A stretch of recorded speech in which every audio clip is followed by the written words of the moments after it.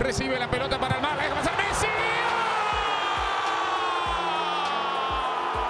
Wow, অবিশ্বাস্য, অতুলনীয় 6 জনকে কাটিয়ে জাদুকরি গোল করলেন লিওনেল মেসি, যা দেখে পাগল হয়ে গেলেন ধারাভাষ্যকার ও দর্শকরা।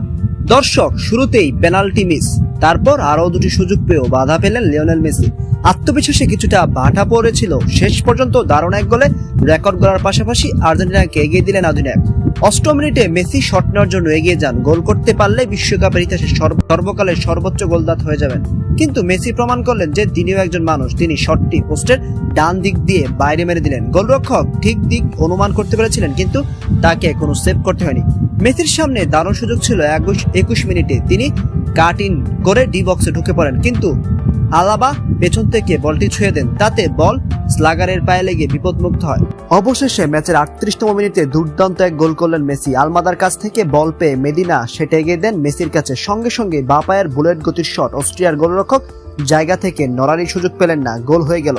মেসির এমন গোল দেখে দর্শক থেকে ধারাভাষ্যকাররা রীতিমতো পাগল হয়ে গেছিল, যা ছিল সত্যি দুর্দান্ত।